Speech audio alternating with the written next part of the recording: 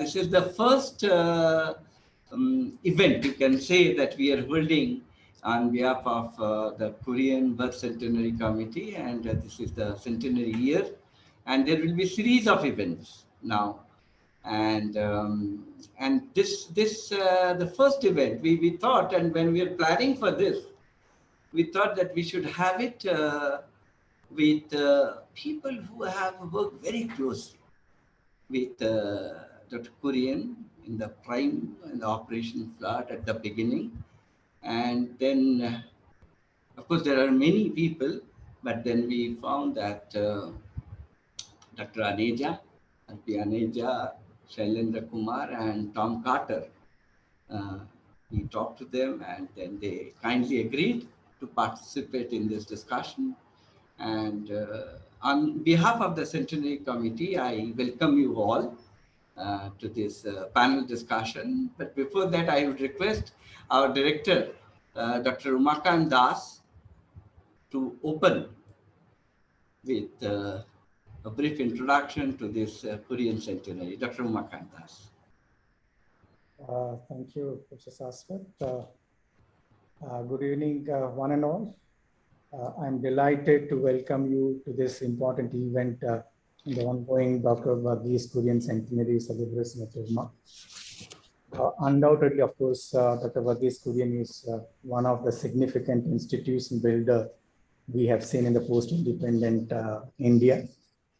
He had a strong conviction on the principles of cooperative, and on this conviction, he has established some of the well-known institutions like GCMMF and NDDB. And in order to, as these institutions needed young and more dedicated professionals who could serve and lead transformative change, the Institute of Rural Management, Anand, was founded by Dr. Kurien in 1979. So IRMA has been leading the discipline of rural management since, and has produced a large number of professionals besides generating significant knowledge in these areas. So today's event is especially important, and in order to celebrate his centenary, we have been, as Professor Saswat has already highlighted, we have decided to organize events that would enable academicians and development practitioners from across India and elsewhere to deliberate the future of collaborative collective enterprises, collective actions and rural management, which are the pet themes of Dr. Kurien. So in this effort, we thought of starting this particular event.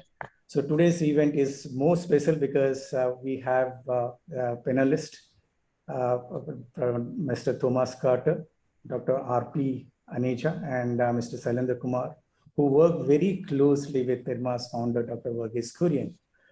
And from the wisdom of that, our three panelists will share today, I'm sure we hope to learn more about the visionary that was Dr. Kurien, who has paved the way for the cooperative movement in India, and how we can take his legacy forward and make the legacy much stronger and can reach many more people who are not yet aware of that. Once again, I welcome you all this evening and request the moderator to please take the event forward. I'm looking forward for this event. Thank you. Over to you, sir.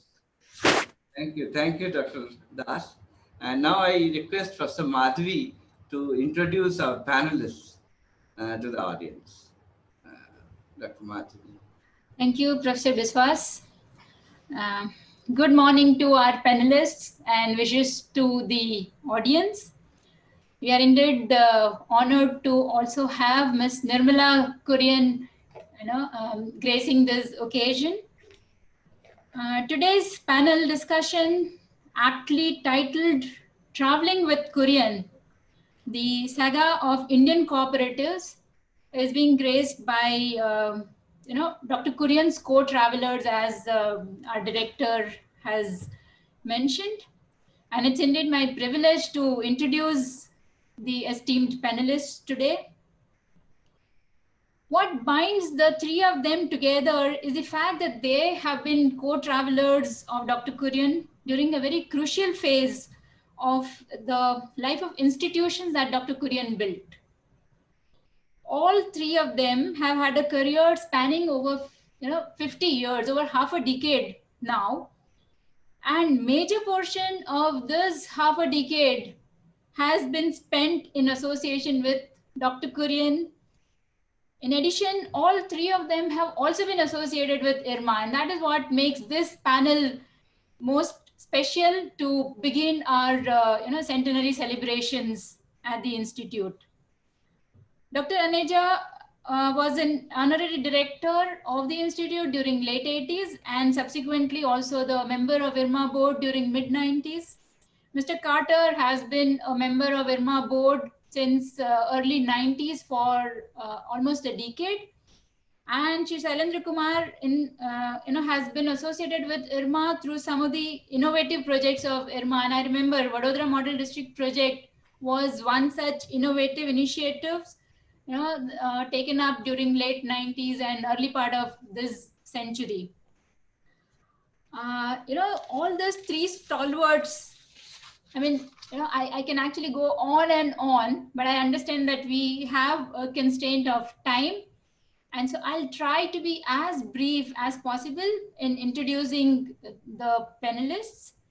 So let me start with Mr. Tom Carter, a citizen of the US. Mr. Carter has an experience over half of his professional career in various parts of India. Between 1960s and 2000, he was associated with NDDB as senior advisor from the Food Aid Organization of the UN. He has worked with Dr. Kurien very closely with over a decade, and he also continues to be associated with the dairy collectives in India and US. He has been associated with various international organizations and programs like the Peace Corps, World Council of Credit Union, the Cooperative League of USA, the FAO, and the USAID. And in the year 2017, he superannuated as Senior Advisor, Cooperative Development, the FAO. Welcome, Mr. Carter. The next panelist for today is Dr. Ram Aneja, another co-traveler of Dr. Kurien, and he has several distinctions to his credit, starting with being the first student of the first batch of dairy science degree program at NDRI Karnal. He was interested and he was looking for such a program, but no such program existed. And so he happened to be the first student of the first batch, first program of NDRI Karnal. With Masters in Dairy and Food Science from Canada, he has also done his PhD and was instrumental in planning of Operation Flood 1, 2, and 3. He has been a key associate of Dr. Kurien in the institution that Dr. Kurien built. His pioneering efforts in vegetable oil and oilseed projects of NDDB, setting up of Sugam Dairy, pioneering the manufacturing of traditional Indian milk products on an industrial scale, are incredible. Dr. Aneja always involved himself in finding ways to contribute to India's prosperity. And that's how, the first opportunity that he got to work with NDDB, he, jumped at it. He, took that and decided to, make Anand his home until he decided to move on in the, 90s. He was managing director of IDC and NDDB. And here he left NDDB in 1990 after the country had successfully achieved milk self-sufficiency. While a resident of Canada, Dr. Aneja has been a visiting faculty at Sri Sathya Sai University at Puttaparthi and is also a professor emeritus at IRMA. Welcome, Dr. Aneja. The third panelist is Sri Shailendra Kumar. He hails from a rural background and is a global citizen today, with close connect to rural India through Vriksha Mandir, the temple of trees that his father nurtured in his village in Uttar Pradesh. Of the 5 decades of professional work experience, he has spent over 3 decades with NDDB, and has been Dr. Kurien's co-traveler in various roles. This includes, starting with the role of a statistician to that of, heading the HR and a training group at NDDB. In between, he also spent substantial time in the chairman's office. He went on to founding Grow Talent, a strategic HR consulting organization, which then got acquired successfully by another established firm. Shailendra Kumar and other founders of Grow Talent went on to set up School of Inspired Leadership, and he continues to be on the board of SOIL as an independent director. I'm sure Dr. Kurien, whose birth centenary we are celebrating, is known to this audience as an institution builder par excellence. Today, there are over 200,000 village level dairy cooperative societies, around 200 milk unions, and around 27 dairy cooperative federations in the country. In addition, there are several support organizations in the dairy collective ecosystem that have been created by Dr. Kurien. To name a few, we have the Indian Immunological Limited, we have Mother Dairy Fruits and Vegetables, we have NDDB Dairy Services, IDMC, GCMMF, and IRMA. Sirs, it would indeed be insightful for us and our audience to listen to your experiences of association with Dr. Kurien as an institution builder, and the massive network of cooperatives and associated institutions, creation of which is inspired by him. So we would like to start with Mr. Tom Carter, and then this can be followed by Dr. Aneja, and then Shri Shailendra Kumar. So over to you, Mr. Tom Carter, sir.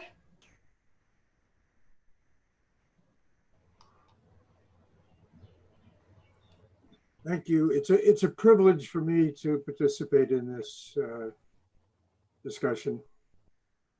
I had the very good fortune to work with Dr. Kurien. It's almost, it can be described as a blessing. I think I learned a great deal during that period of time, both from him and from good friends and associates like Dr. Aneja and Shailendra. My association with NDDB and Dr. Kurien began when I was employed by the Cooperative League of the United States, CLUSA, to work as their representative in India. At that time, their largest activity was a commodity program with NDDB. I think kind of lost in the dust of history is the fact that NDDB undertook and was very successful at replicating Operation Flood in oilseeds, in an oilseed cooperative project, oilseed growers cooperative project. It was just from the US side, a $160 million commodity project, which involved ultimately, I think, about 180,000 tons of edible oil donated to the Dairy Board. I was employed by the Cooperative League to come to India and to be their representative. Shortly before I left for India, the senior vice president of CLUSA, who was responsible, came to me and said, I have to let you know that you may be there for a very short time. We have a big dispute with that involves AID, the U.S. Agency for International Development, and NDDB, and the program may end, and probably with that would be an end to your tenure. Do you still want to go? And being young and foolish, I said yes. the nature of the dispute was a very interesting one, and I think it sheds light on Dr. Kurien in many ways. The agreement with CLUSA and with the Agency for International Development was very clear that auditing of the project would be done by the statutory auditors of the Dairy Board and the Indian Dairy Corporation. The Inspector General of the U.S. Agency for International Development decided he wanted to audit the project. And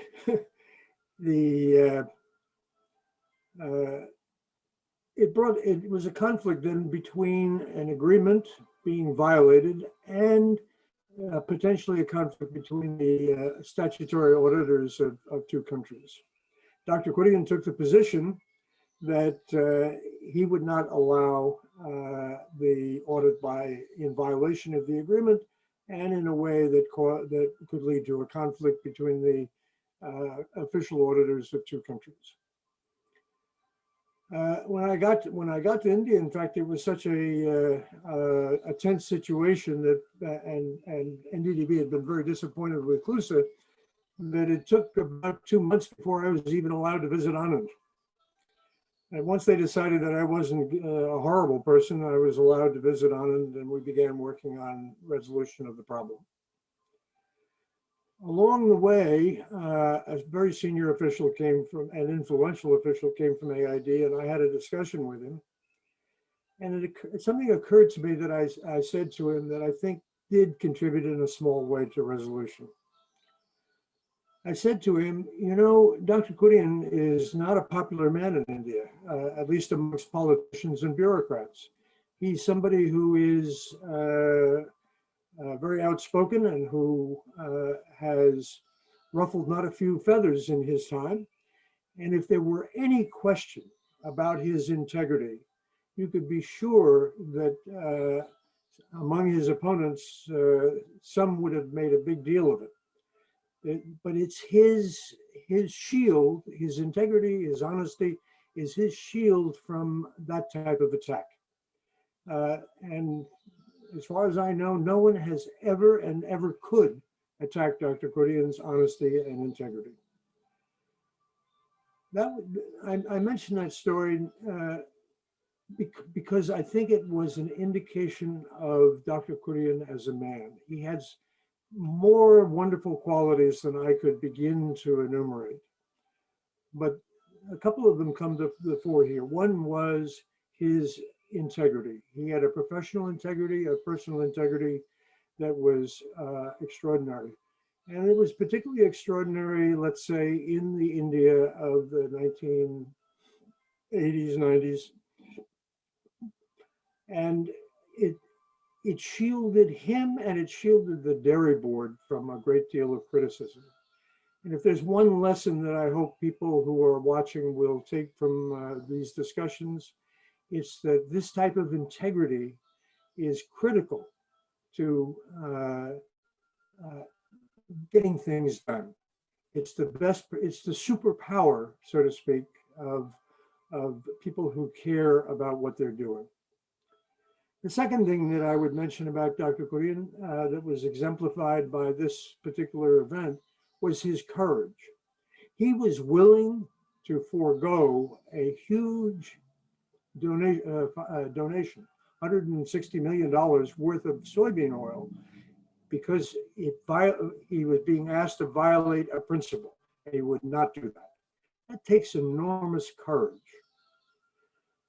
Another thing that came through, I think,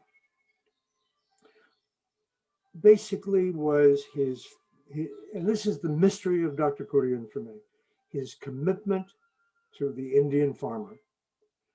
He believed above everything in the wisdom of the Indian producer. And he was a man who right from the very beginning could have had all kinds of important jobs. As far as I recall, he was at one time asked if he would consider becoming the Director General of the Food and Agriculture Organization of the United Nations. I believe Mrs. Gandhi sounded him out about becoming a Minister of Agriculture. anything that came up, he turned down because of his fundamental commitment to the Indian farmer.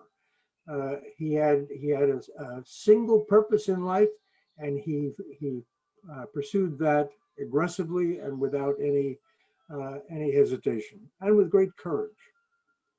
He also had a belief in people, not a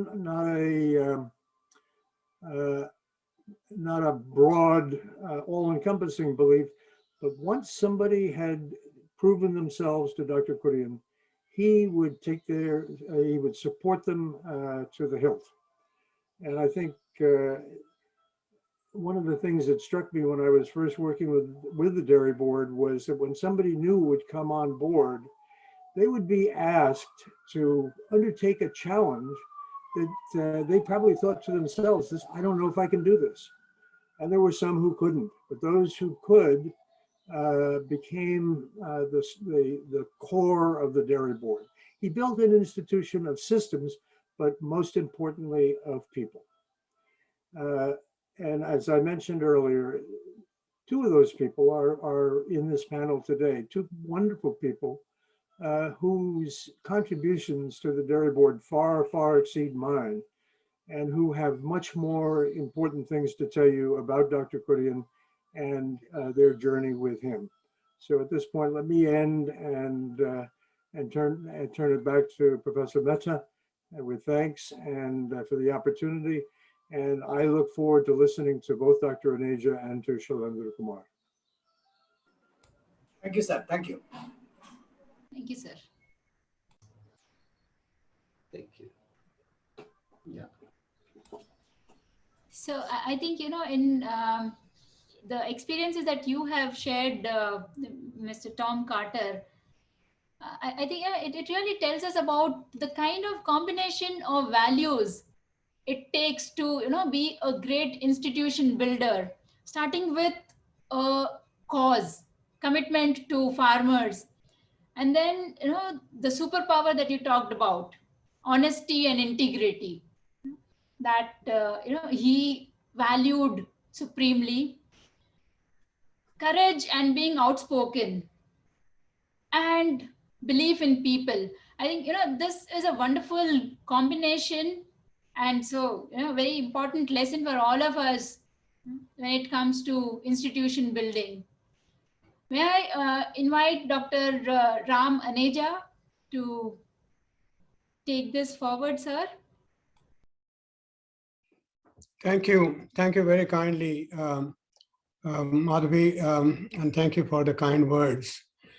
I'm most grateful to IRMA for giving me this privilege. And I think the right way to describe this whole thing is journey with Dr. Kurien. And I look at my journey with him from the student days. We were 20 students in the first batch of dairy graduates, first ever batch. And so we had a fairly good set of teachers. We were a small group, we interacted well. And one of the first thing that was asked of us was to go and visit Anand. Way back in December 1957. The Amul dairy had just been commissioned a year or two ago. And it was a beautiful dairy. The emphasis on farmers was very clear. We were shown around the villages and the work that was being done by the veterinarians and how it was farmer driven. I had the privilege of talking to Dr. Kurien at that point of time. Late in the evening, he had come to the dairy to show some politician the dairy, and he mentioned to me that they prefer to go by Janta Express, which comes late in the night, and so he had no option but to come at I think it was past 9 o'clock to show this dairy to a leading politician. It was quite clear to me that he had complete disdain for the politicians. And that he worked for the farmers, and because he was working for the farmers, he had no option but to care for the politicians. I actually asked him at that point of time as to what brought him into this. And you could see that he was a reluctant engineer who had moved to Anand because he had no option. He had been given a scholarship by the government of India to go to the United States, study metallurgy, study dairying, but his heart was in metallurgy. He was already an apprentice with Tata Steel. So he went out there, pursued his studies in metallurgy, but since he was obliged to study some dairying, he did take a course in dairy engineering from the world famous dairy engineer Faral. But he met Mr. Dalaya, and so Mr. Dalaya joined him. So as far as making up for the technology, it was Mr. Dalaya, and you could see that he really ran the dairy. But Dr. Kurien concentrated on the welfare of the farmers. You could see that his initial contribution to Indian dairying and to the cooperative was to buy a milk powder plant. He went to New Zealand as a trainee, and there he realized that New Zealand has milk surplus throughout the year. It's an exporting country, and all that they do is convert all their milk into milk and milk products. They have very little consumption at home. And he then realized that the problem that the Indian farmers and the cooperatives had was too much milk in the winter and too little in summer. In fact, that is what led to Paulson's getting a monopoly right to procure milk in that area, because they went to the milk commissioner and said, you know, your demand is more or less constant. I cannot get enough milk in summer. And so please give me monopoly procurement right from these 19 villages.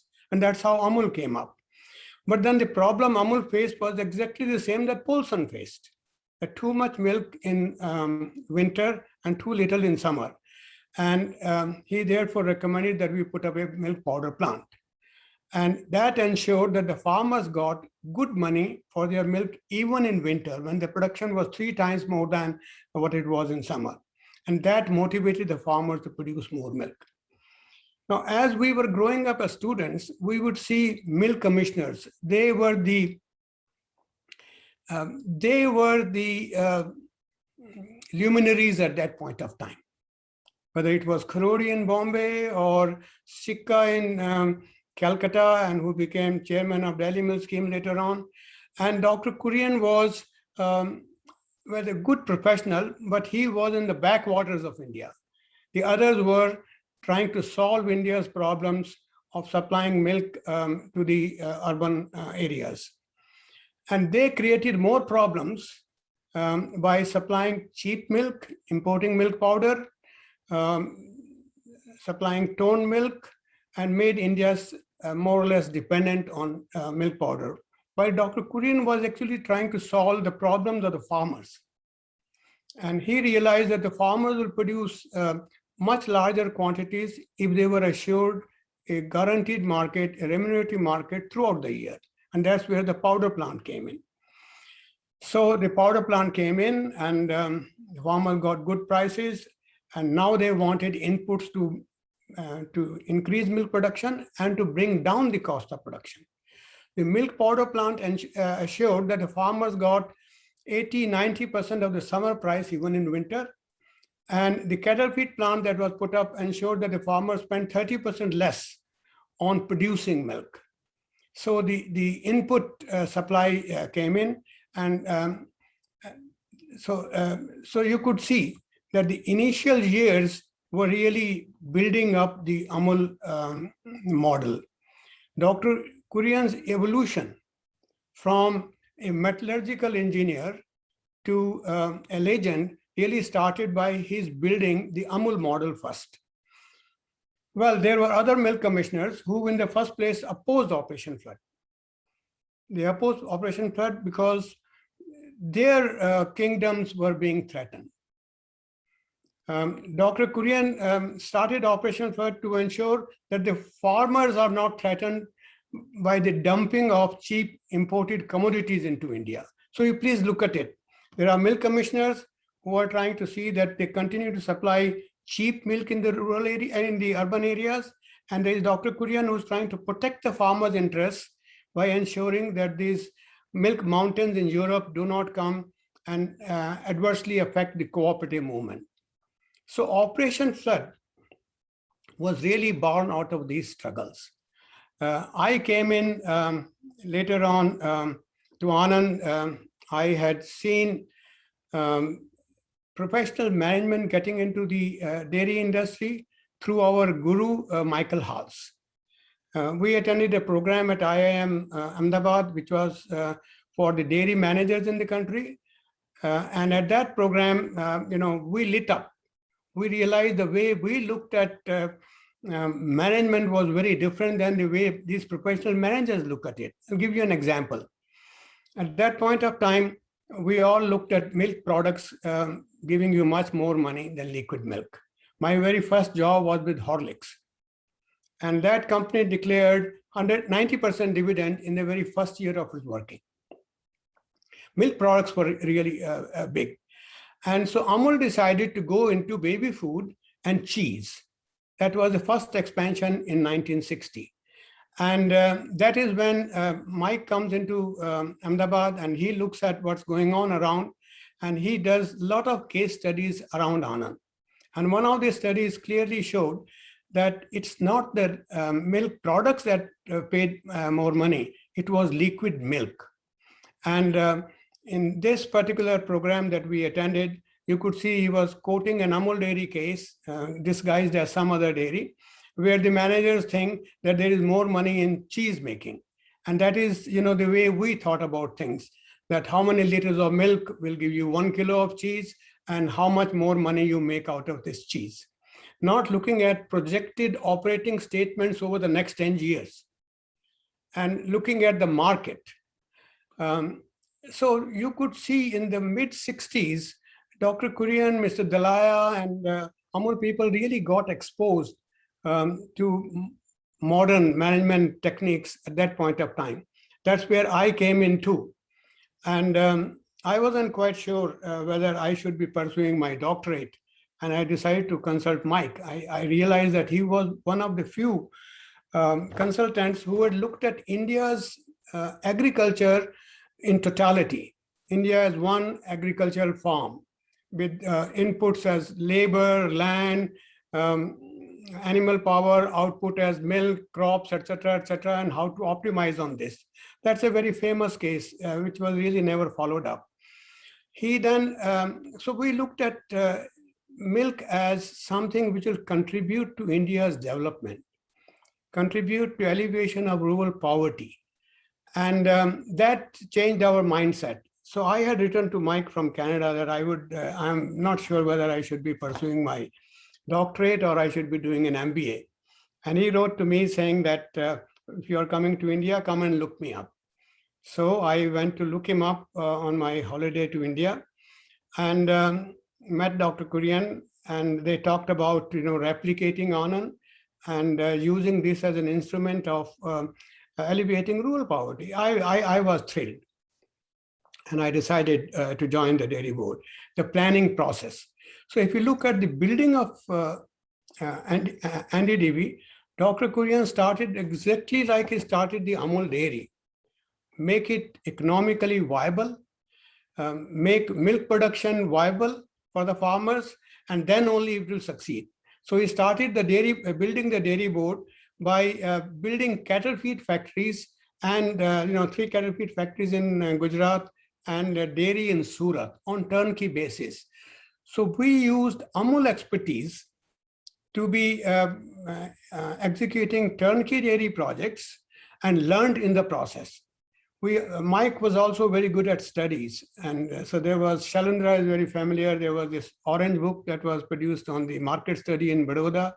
He did a study in Baroni on the rural milk production. So we were all equipped to handle Operation Flood.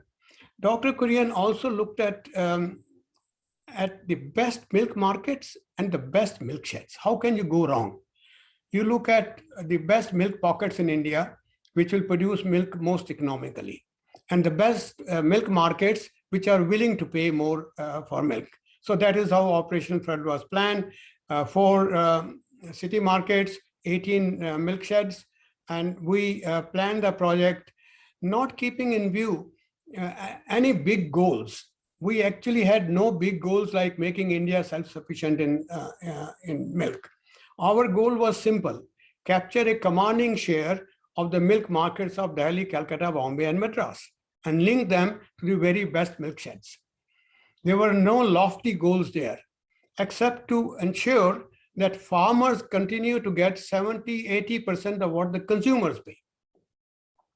And that we would get hold of this imported milk powder so that it is used for the development of dairying in India, not for merely milk consumption in the cities.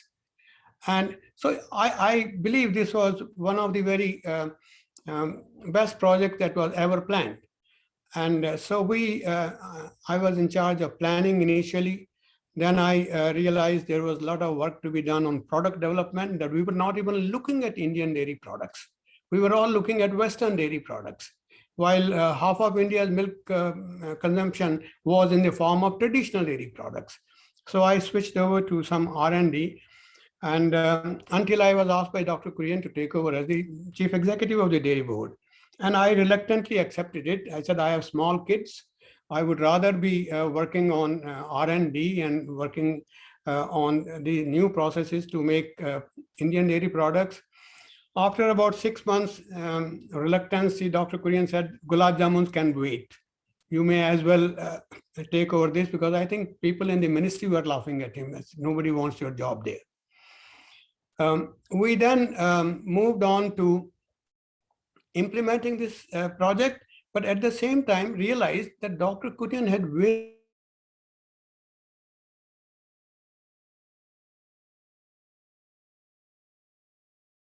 Amul, not by NDDB.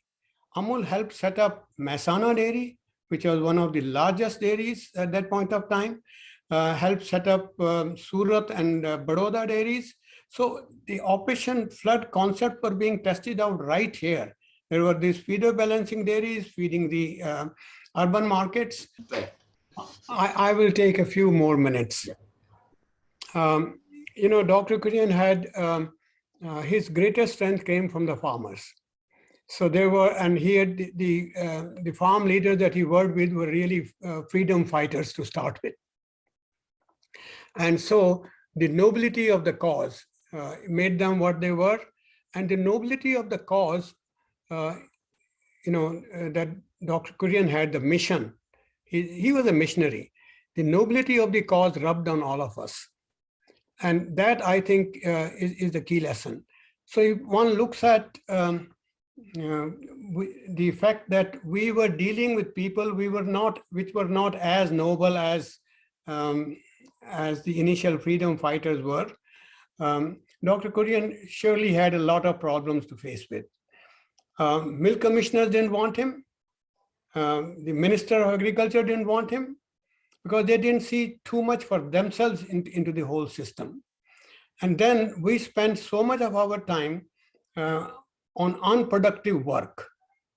Unproductive work like dealing with criticism, which was ill-founded, ill-informed, and many a times motivated.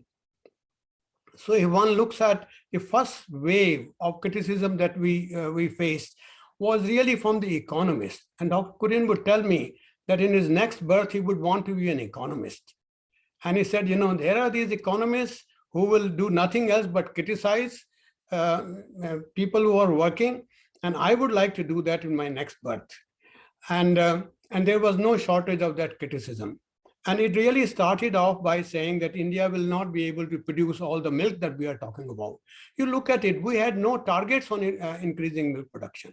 We had simple target was to capture a commanding share of these milk markets of the 4 cities initially.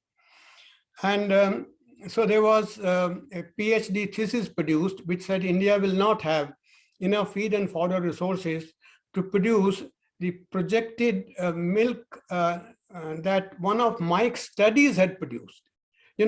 Mike, we used to do a lot of work after office hours. One of those was a study on India's conversion efficiency in India's agriculture sector and milk sector, which looked at how efficient are our animals. The usual talk would be that foreign cows give you 20 liters of milk, our cows give 1 liter of milk. So our efficiency is only 1/20th. So when Mike looked at the input-output relationships, he came out with the fact that while the foreign cows output of energy going into a cow and energy popping out as milk was something like 30%, India's cows produced about 10% efficiency. That was a huge study.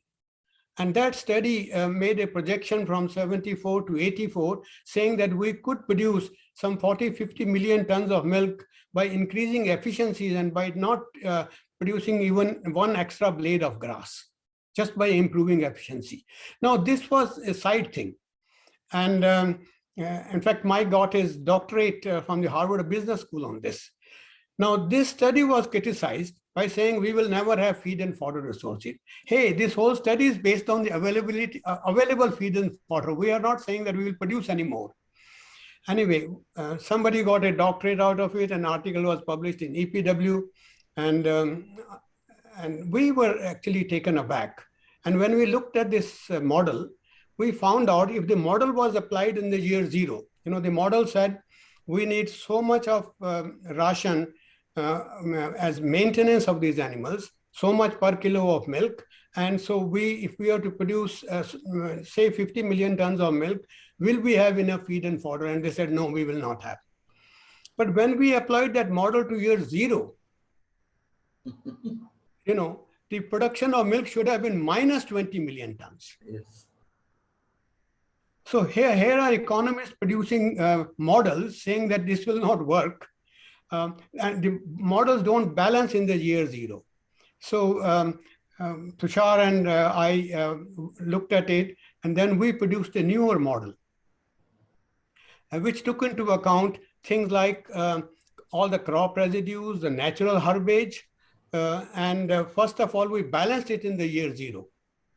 And then said we could produce all the milk that is needed, although that was not really the target. So we had no end of criticism. Now, there was another gentleman who was pretty well off pretty high up in the government, who said we have been spending more time on processing than on production. And he had a meeting convened in the Planning Commission where the objective was to prove that this thing will never work. And so they looked at the processing plant utilization in the year 86 or 87 and said, look, the capacity utilization is only 50%. And so we looked at the whole thing and we said, gee whiz, this data is from a year 86, which was the worst drought of the century. So we then asked the chairman of this meeting, why don't you ask the states to tell us as to what is the situation today, which was 18 months later. And each one of those states said that they don't have capacity to handle milk, that these capacities should have been put up much earlier. You could see, the criticism was far away from reality. And we were spending half of our time dealing with this kind of criticism. We could have spent much more time in doing other things. I like to end by saying that none of us really knew much about edible oils and oil seeds. There was the Amul Dairy chairman who comes to us, I think way back in 78, 79 and says, hey, look at the price of groundnut oil in Gujarat. It is almost close to the price of milk. We couldn't believe it, that a tin of oil was being sold for something like 65, 70 rupees, 4 or 5 rupees a liter. We just couldn't believe it. And he said, this is not fair. We should look at the oilseed sector. And we looked at the oilseed sector. And the success of that project, depended on the supply of aid oil, which came from Plusa and US and Canada. And we were able to use that oil very effectively in the market intervention. which made India self-sufficient in edible oils in 1990. I remember we had asked for a policy framework, we had asked for working capital, and the Prime Minister asked us that time, what are the guarantees that this will work? And Dr. Kurien telling him that our heads. That's the only guarantee we had. And sure enough, the next question was, you took 25 years in milk. How do you think you can do it in 5 years in edible oils? Dr. Kurien said, we spent 20 out of the 25 years fighting the government and getting the right policies. You give us the right policies and what we need, and we will deliver it in 5 years. We delivered self-sufficient in edible oils in 3 years. People have forgotten all about it now. We are back to importing large amounts of edible oils, while our farmers could really be producing that, and that income could be going to the farmers and making them richer. So if one looks at how much of our time was spent on unproductive work, we wasted that part of it. Well, I think I will end there, because Shailendra, we should, he's been my esteemed colleague, and I like to hear him. Thank you very kindly once again for giving me this opportunity. I'm most grateful. Thank you. Thank you, Dr. Aneja. It was wonderful. In fact, I was transported some 29 years back when you addressed us and you spoke about the development of Indian dairy industry and what the whole dairy business is all about. Because that's the first time actually I learned. Before that I did not know that milk is 85% water. So, and this is when we really look at it, and Dr. Aneja's, when he spoke about its association with Dr. Kurien, 3 things actually stand out in my mind. And one, the biggest thing, and that is very, very relevant today, is that food aid, if it is not handled properly, it will kill your farmers. And that we'll have to remember, not only food aid and food import. And that's where we will have to be very, very careful.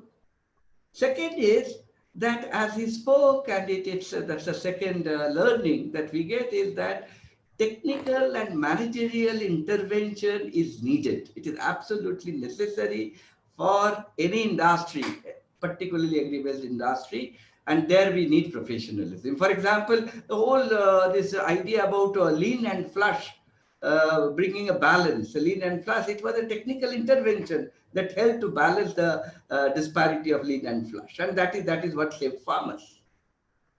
And I think what we learn, and that's one of the most important for me, I'll take it home, is that path to success is not a bed of roses. It's full of thorns, and there are in fact when he says, and that's something that we rarely hear from others, that there were so many people who were against it. There are so many powerful interest groups that stood on the way today, and all of us should appreciate that the challenges that were there, and big powerful people who were blocking this path to success. There are so many different interest groups. And thank you, Dr. Aneja, for this is the 3 things that I took home, and I think for all of us. And it was wonderful listening to you, and hope sometime again, some other occasions, we keep on connecting. And now I will invite Mr. Shailendra Kumar, and he is had the longest association. I remember talking to him. Of course, he was the person who was there when I came into IRMA. He was one of the people who committed this mistake of getting me into IRMA. But I'm thankful to you, sir. And I invite you to share don't forget to talk about your experience when you first came in near in the Amul dairy where NDDB was, started functioning, and those experiences. Okay, thank you, sir. Please. I met Dr. Kurien in 1967. I think it a day or two after his birth date, November. I remember very clearly. I was looking for a job after having done my master's in mathematics, and I had worked with Michael Hals, our guru and mentor, on a project for the IIM Ahmedabad for 1 month in the year 1967. And Mike had liked me and my work. He had given another project in 67, so 2 projects, 450 rupees a month, so 2 months, 900, that was a big sum. Mike wanted me to study further, was willing to pay for my studies. I was looking for a job. I had got a couple of offers, but then those offers were withdrawn. And ultimately I got a telegram saying that I should meet Dr. Kurien regarding possibilities. I didn't know who Dr. Kurien was. I didn't even know Amul and so on. In my time, once in a while, I would have taken in Gorakhpur, Polson butter. That's okay. That's all. So I go and meet him, and I telephoned him, and he says, Kurien here, same Kurien here. And then do you know Krishi Bhavan? My father used to work in Krishi Bhavan, and he was not at home. So I said, yes. And so at the appointed time, I went and met. And he was wearing a bush shirt and he had a cigar. And to my great relief, I found in Dr. Kurien a person who hardly asked me any questions. Almost 45 minutes, he would have spoken about 30, 35 minutes, and all he talked was about his life, his commitment to farmers, how Amul Dairy started, what he's doing. And he ended by saying that we are looking for young people who have some technical qualifications. If they have, very good. If not, we will train them. And I believe you are looking for a job. I said, yes, sir. So send an application to whom? Whom should I address to? He said, write the chairman, National Dairy Development Board. So I said, sir, what position? Any suitable post. So I said, address. He said, if you write V. Kurien Anand, it will reach. I was very surprised. And in the end, I asked, I made a statement which was very foolish. I said, sir, what is your age? And then when he told, then I said, sir, you have achieved so much during a very short period of time. On the way back home, I was regretting whether that was an appropriate comment or not. But to cut a long story short, after 5-6 months, I was invited by Mike again to do another project for Amul and IIM Ahmedabad. I was doing the research work for that. And ultimately, I got my first job at Anand in May 1968. I'm cutting short my story about how the appointment letter was issued. But Dr. Kurien's commitment to farmers, let me share another one. After 1968, so the year 1975, Ms. Patel was the director of administration, and I was part of Dr. Aneja's group, planning MIS. And she telephoned and she said that we have decided that you would move to chairman's office. I said, no, ma'am, I don't know how to speak English. I don't know how to write. No, you'll be the right person. And within few minutes of that, I get a call from none other than Dr. Kurien. My legs were trembling. I stood up and holding the telephone in hand. Kurien here, same Kurien here. And then he says, I believe you have agreed to become my executive assistant. I said, no, sir, yes, sir. Come and see me at 3 o'clock. So I go there. I pleaded that, sir, I am not the right person. He said, Ms. Patel has said so, so you are the right person. And after that, he gave me 4-5 things. He said, this is a 24-hour job. And all those who sat on that chair are out, pointing to the gate. There used to be a window from which you could see the gate at that time. All those who are not even your friends would try to become your friends, not because they like you, but because they would want to know what goes on in here. And last and most important was that if a farmer comes and asks for a meeting, you should give. And if I'm busy in a meeting, you should send a check. And that became the kind of a thing. And there are innumerable incidents that I have witnessed during his time. Then comes 1979, 4 years, and one day he says, hey, this room where you sit has no window. So if you want to grow, go out and work on some project. And I couldn't decide. I consulted Dr. Aneja, I consulted Mr. J.J. Bakshi, who wanted me to put in GCMMF by that time. And I couldn't. So he said, I asked you, what is it that you want to do? And then I said, sir, I have not decided that. And then he says that go to Bhavnagar. I said, sir, I'm not an oil technologist. I'm not an engineer. So then he took the name of an industrialist's son and he says that it's so-and-so who cannot, do straight. And if he can run an oil mill, and so can you. So putting faith into the person. And I was reminded of what he had told me. We are looking for people with integrity, loyalty to the organization they work for, and honesty. And he has his own ways at looking people.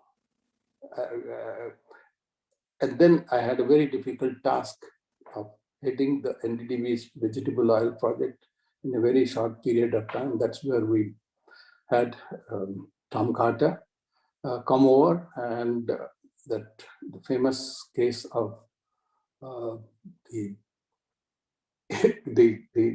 Inspector General wanting to audit our accounts, and he said that India is a sovereign democratic republic and no foreign government, no foreign auditor can audit.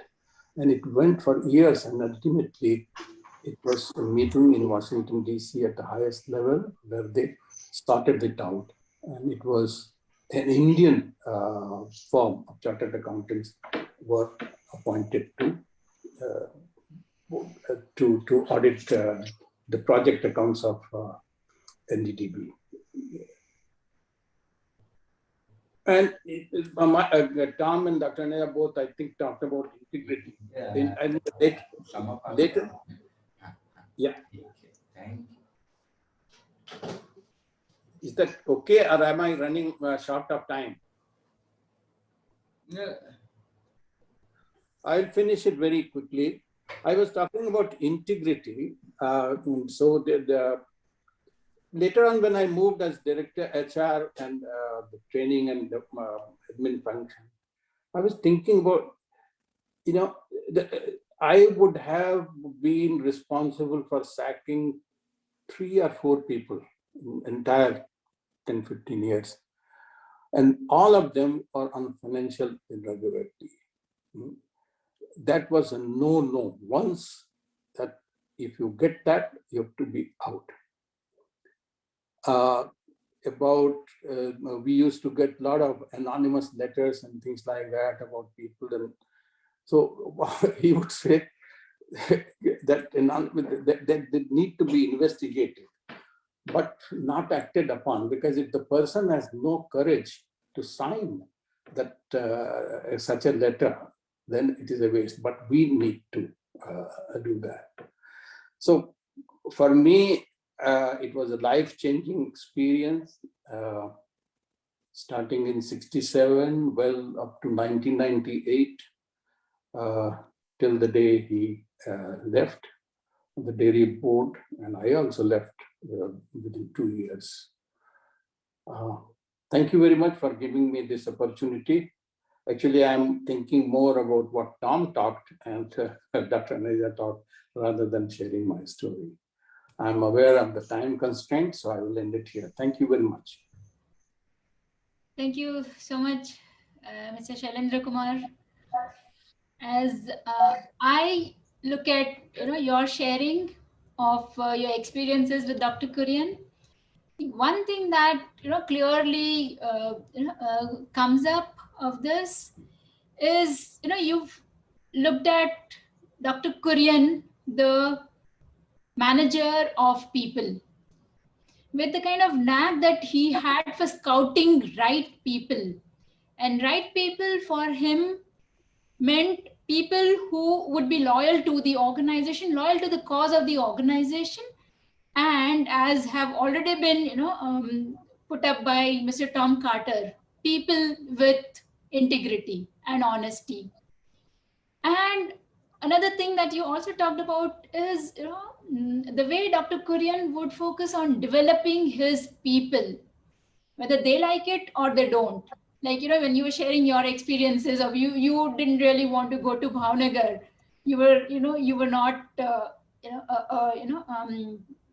technology person who would understand oil and industry, but so the way he made you move to Bhavnagar, or taking up the role in chairman's office, and all this, I'm sure when you look back, you see how they have helped you in developing. So if I had to put all these three experiences, a set of experiences shared by the panelists today, I think I would look at it that Mr. Tom Carter has spoken about Dr. Kurien the person, the qualities, the beliefs, the values that he always not only cherished but practiced and expected his people to practice, to follow. Aneja sir's experience sharing was more about Dr. Kurien the professional and his journey from being a reluctant dairy professional to becoming the father of the white revolution. And Shailendra Kumar sir, your experiences talked more about his knack for scouting talent. So I think this combination, I mean that's what I take home from this sharing, is this combination is what really made Dr. Kurien who he was. There are some more interesting stories, instances, and so if there is time, I think we would really like you to share some more. Like I do remember the incident of mass resignations from NDDB, the known and the unknown behind this mass resignation from NDDB. So if there is time, Tom Carter sir, then if we could extend this. Sorry sir, you'll have to unmute. The best person to talk about the mass resignation is Dr. Aneja. That's right. Yes. Dr. Aneja, yeah. Well, I think while we were going through this criticism left, right, and center, there was this article published in Illustrated Weekly of India, The White Lie. And, we talked about spending half of our time in dealing with unproductive work. When this article came in, it was quite clear it was a put-up job. It was, all the forces had gathered together and they published total muck about the program. So and that is the time when the minister really wanted to sack Dr. Kurien. We actually thought that, this article probably has the blessings of the minister. And so if that is how it's going to happen, then the best thing is forget about this country, that you defend yourself and go. So we Dr. Kurien was not in town. I called a meeting of all the heads of the divisions and I said, look, we are being made out to be anti-nationals. We are trying to help the poor farmer, but these people have ganged up against us. And they have decided that there will be a committee set up to look at the working of the NDDB. And that this is not acceptable. So we had a lot of discussion as to what we should do. And at the end of it, I said, I am not going to hang around. This country will not get my bones. This is an ungrateful country. And that all of our work, we are working, sweating out for the farmers, and these people make it out as if we are anti-nationals. So at the end of it, the meeting, it was decided that we will all resign. And by that evening, every professional in the dairy board had resigned. Every professional in the regional offices had resigned the next day. So when Dr. Kurien comes back from a tour and there are these resignations before him, he calls me and he's very angry. He's very angry. He's saying, they would all think that Dr. Kurien managed this. I said, Dr. Kurien, and I had mentioned to him a few years earlier, कि वो dairy board तुम्हारे बाप का नहीं है, मेरे बाप का भी है.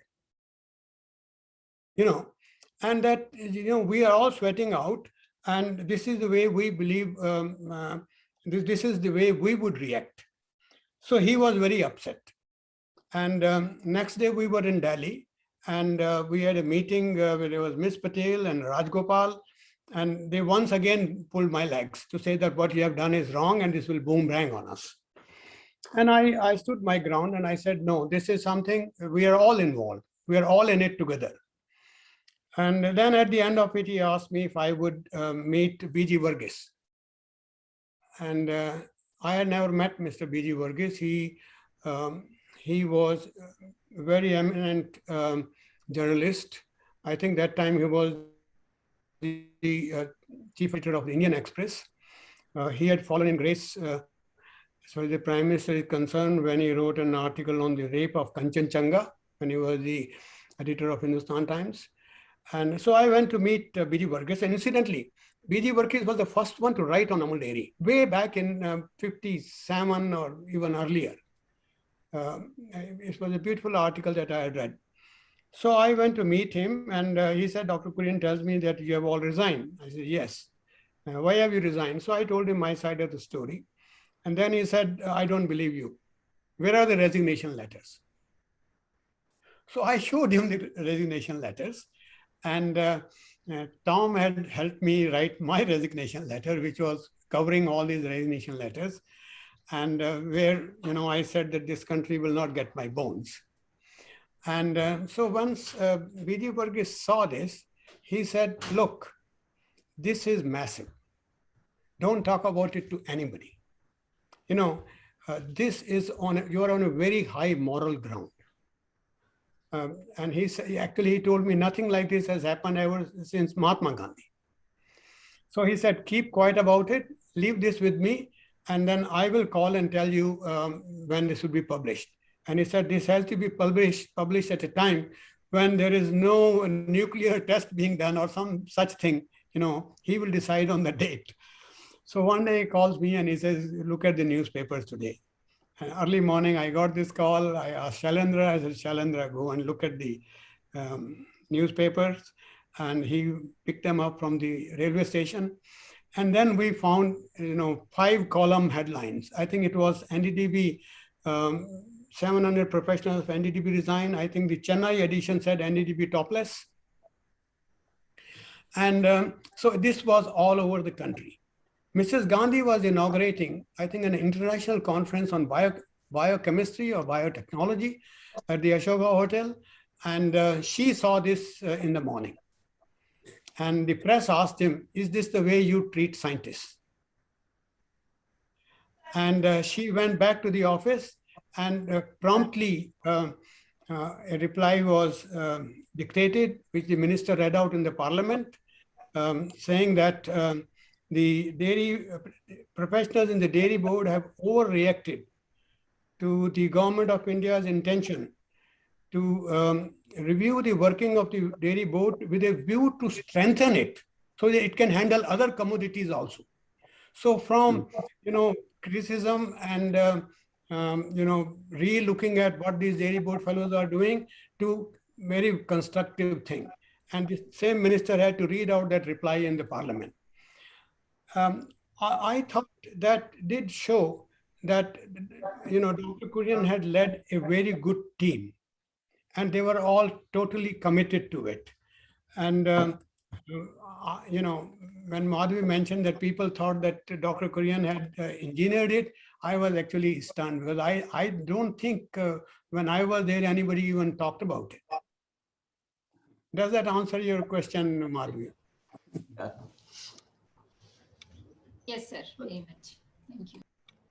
Thank you, Dr. Aneja. Wonderful. That we were missing out on that story because this is coming from the, behind the is actually what happened. And those of you who remember what happened that time, the press and many people actually thought, and that's what I told Dr. Aneja the other day, that frankly speaking, we were all students that time and we believed that it was orchestrated and it was not. That's the story.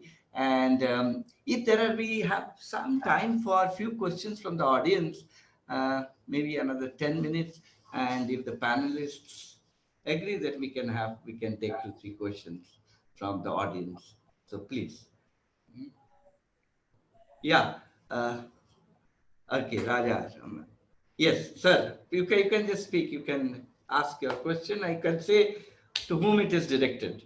Yeah. Or to all panelists. Good evening to all. My question is to Dr. Aneja.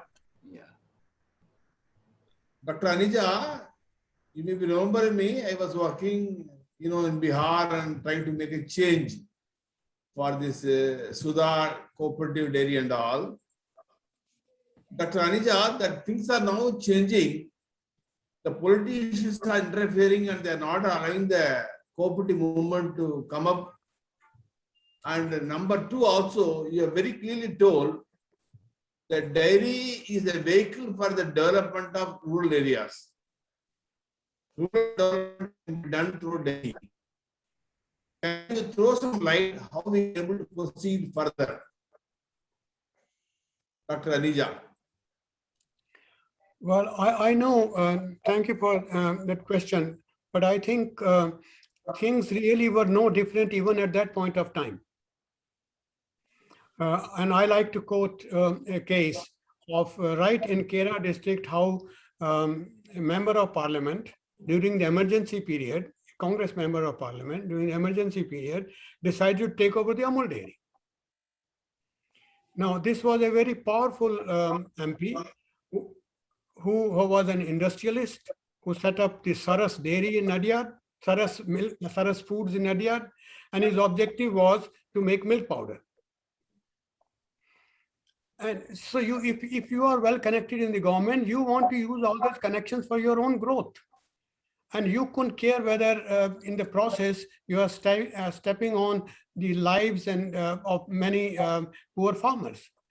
So this gentleman decided that he would make baby food. So he applied for a license. The license application came to the government, which passed it on to us. And we asked the government to turn it down, that this should be done only by the cooperatives.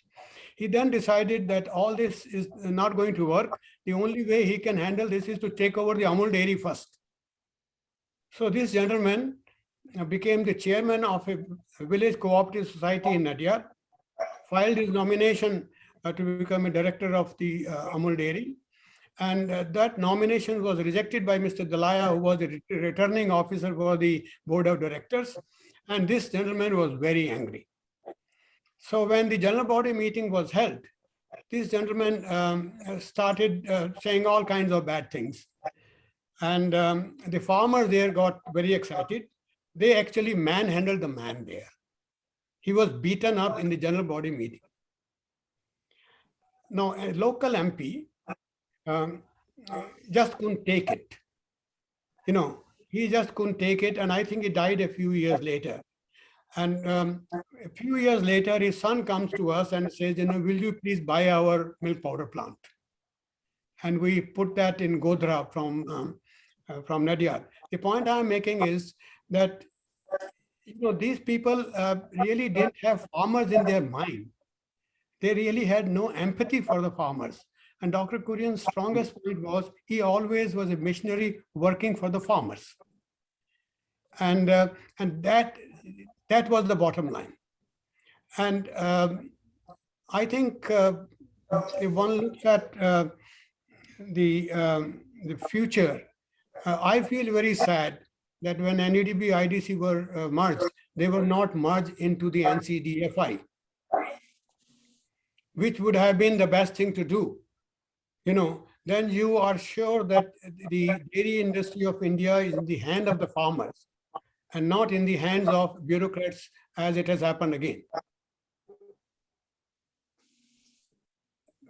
Raja Ratnam, does that throw any more light?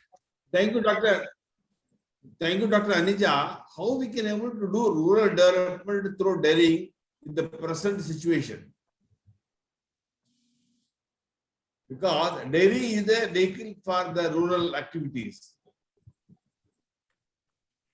I like to add something here with your permission. I think it's only after I left the dairy board I realized that poverty in India had nothing to do with Indians. That we all depended on agriculture, and agriculture commodity prices came down dramatically. If you look at all the technology that is available for, in the area of agriculture, we can possibly, if we were to use all that technology and all the resources, we can probably feed 20 times the population of the world. So the supply was never a constraint, and therefore the terms of trade went against agriculture. I was in Jamaica and a farmer told me that he sold 10 calves. He went as a teacher to England, and after selling their 10 cows, he could buy a Volvo car in UK. You look at the terms of reference. A car was $1,000 a ton in the 30s. A car was $1,000 when Ford came in. Today, a car is $30,000, but wheat and maize continue to be. They were about $200 a ton that time. They are $200 a ton today. So any country which went into, did not diversify from agriculture became poor. And Dr. Kurien was a firm belief that our farmers have optimized on the farming system already. They have plugged in these animals to optimize on their land, water, and family labor resources. And they are optimizing on it. The farmers have done as good a job as they can do anywhere. So it is the faith in the farmers. They know what they are doing.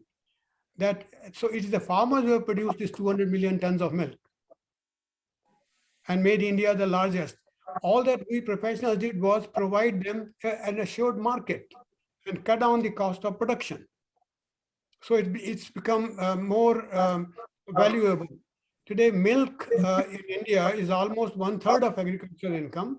Fruits and vegetables is another 1/3 of the income.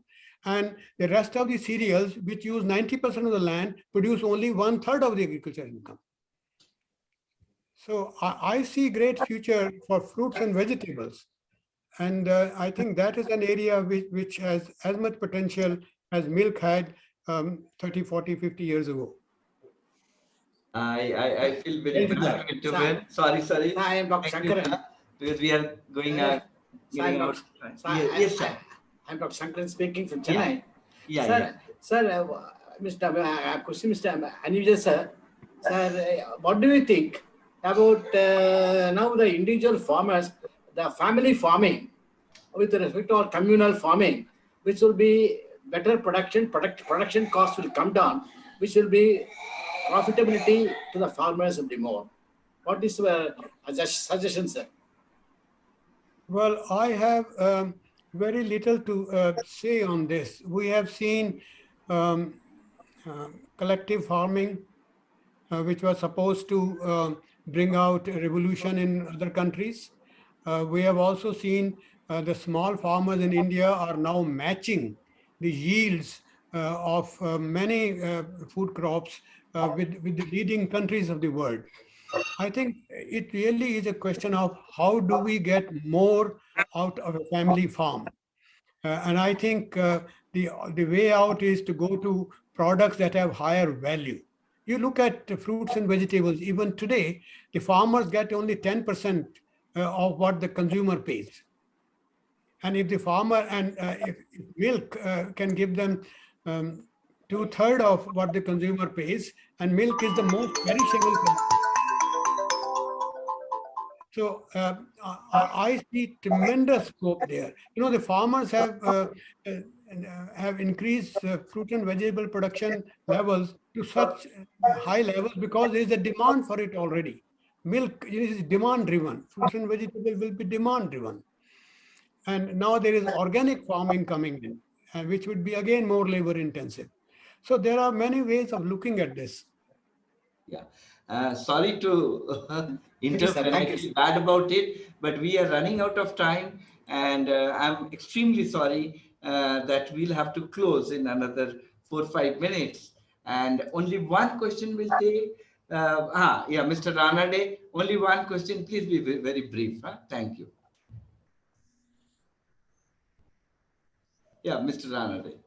I would like either of the panelists to speak on the time punctuality of Dr. Kurien.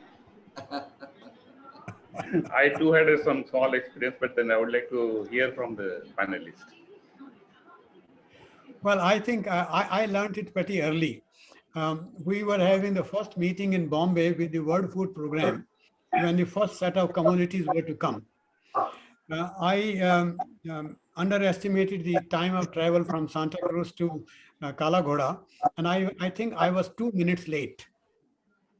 And I realized that I had broken a golden rule. And that was the end of my being late at any point of time. So I think, you know, these are some of the value we all picked up. Thank you, Dr. Ranade, for pointing this out. Excellent, excellent, excellent. Thank you so much. And first of all, I thank all the panelists, all the 3 panelists for sharing and, of course, giving the valuable time. And I am very thankful to the audience. We had today people from different parts of the country, abroad, and so many people. I see so many friends, old friends here. And this discussion could have gone and on, and we would not have got bored with it, because it's so exciting to listen to such, things that we never got to know. So thank you so much. Thank you, audience, for being very patient. And I wish we had more time, but we'll have to close. Thank you so much.